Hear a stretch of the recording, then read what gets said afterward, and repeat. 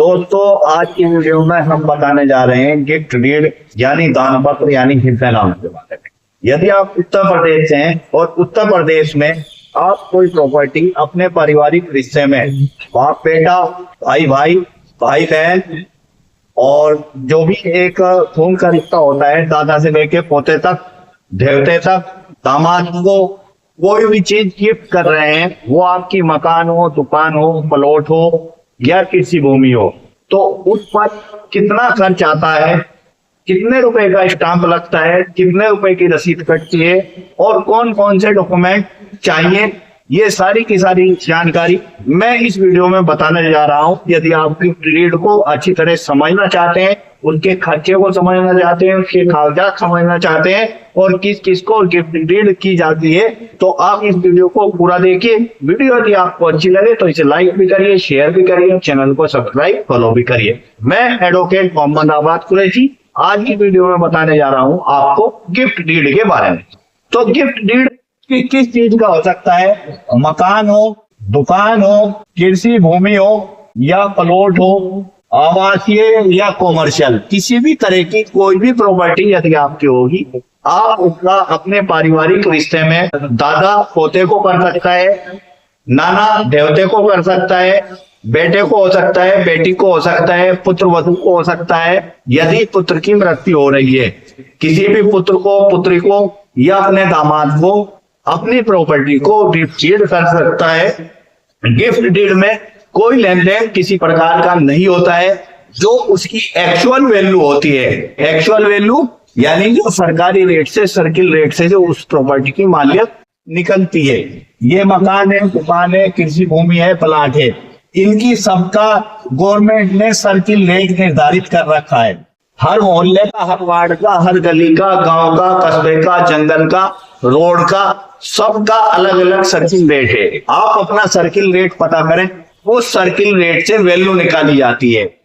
यदि आप मकान की वैल्यू निकाल रहे हैं तो इसमें सर्किल रेट जमीन का अलग होगा और जो वो बनाई है कवर्ड एरिया जितना भी होगा, आरसीसी, आरबीसी, ईंट का, छप्पर का, किसी भी तरह का कोई भी कवर्ड एरिया होगा, उसका सर्किल रेट अलग होगा। तो उन सबका सर्किल रेट के हिसाब से जो उसकी पूरे मकान की कीमत आएगी, 10 लाख आ गई, 20 लाख आ गई, 30 लाख आ गई, 40 लाख आ गई, कितने भी लाख रुपए आ जाए, करोड़, 2 करोड़, 10 करोड़।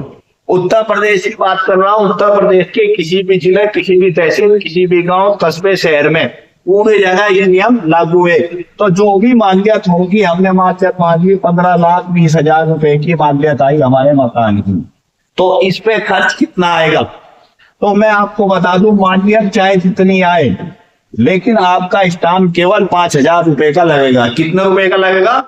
5,000 रुपए का स्टाम्प देना पड़ेगा। मालियत 5 लाख हो, 10 लाख हो, 20 लाख हो, 50 लाख हो, 1 करोड़ हो, स्टाम्प आपका 5,000 रुपए का होगा। उत्तर प्रदेश सरकार ने ये सब लोगों को छूट कर रखी है। आप महिला के नाम करवाएं या पुरुष के नाम करवाएं, किसी के भी नाम ब्लड रिलेशन में यदि गिफ्ट डीड होती है तो उसमें आपको 5,000 रुपए का स्टाम्प देना पड़ेगा। आपका मकान हो, दुकान हो, किसी भूमि हो या प्लॉट, ये एक खर्चा तो ये हो गया आपका स्टाम्प का। और इसके अलावा 1% की रसीद कटेगी। रसीद कटती है, मैंने आपको पहले भी अपनी पिछली वीडियो में बताया, रसीद कटती है इस मालियत पे 15 लाख 20 हजार, तो इसमें रसीद कटेगी 15,200 रुपए और 10 रुपए पेज के हिसाब से 60 रुपए, 15,260 रुपए की रसीद यहाँ कटेगी। ये मालियत कम होगी, रसीद कम हो जाएगी, मालियत ज्यादा होगी, रसीद ज्यादा हो जाएगी। 30 लाख हो गई तो 20,000 की हो गई, 30 लाख हो गई 30,000 की हो गई, 40 लाख हो गई 40,000 की हो गई, 1 करोड़ रुपए हो गई तो 1 लाख रुपए की रसीद हो जाएगी। ये आपका गिफ्ट डीड महिला के नाम हो रहा हो या पुरुष के नाम हो रहा हो या बच्चे के नाम हो रहा हो, रसीद सब पे यही कटेगी। तो ये 2 चीज जो है ये तो हो गया आपका सरकारी खर्च। इसके अलावा यदि आप मकान की गिफ्ट डीड करा रहे हैं तो मकान का नक्शा बनता है जो इंजीनियर द्वारा बनाया जाता है, उसका चार्ज इंजीनियर देता है 500 से 1,000 रुपए, 2,000 रुपए जैसा मकान होगा उसी हिसाब से चार्ज लग जाएगा, 500, 1,000, 1,500, 2,000 रुपए। आप जहाँ पे आप ये अपना तैयार कराएंगे टाइप, फोटो स्टेट, फोटो और नेट पे, और नेट का खर्चा आ जाएगा 1,000 से 1,500 रुपए का। ये आपका एक खर्चा ये हो जाएगा। फिर जिस वकील के थ्रू आप इसे तैयार कराएंगे उस वकील की फीस 2000, 3000 या 5000 रुपए, जितने भी उस वकील की फीस होगी, ये फीस हो जाएगी। ये आपका खर्चा होता है। इसके अलग जो है एक्स्ट्रा जो खर्च होता है वो अलग चीज है, उसकी मैं यहाँ बात नहीं करना। इस गिफ्ट डीड में जो मैं आपको बता रहा हूँ वो बता रहा हूँ, सिर्फ वेद खर्च अवैध खर्च की कोई बात नहीं है। तो आप अच्छी तरह समझ गए होंगे गिफ्ट डीड। अब एक सवाल आता है कि गिफ्ट डीड के लिए कौन कौन से डॉक्यूमेंट चाहिए। सबसे पहले जो गिफ्ट करने वाला है उसका आधार कार्ड प्लस पैन कार्ड, 2 सामान को उसके चाहिए। जिसके नाम गिफ्ट डीड हो रही है उसका भी आधार कार्ड जमा पैन कार्ड। इससे अलावा 2 गवाह बनेंगे, दोनों गवाहों के आधार कार्ड। ये सामान चाहिए कि 2 फोटो इनके, 2 फोटो इनके, 2 फोटो इन दोनों गवाहों के।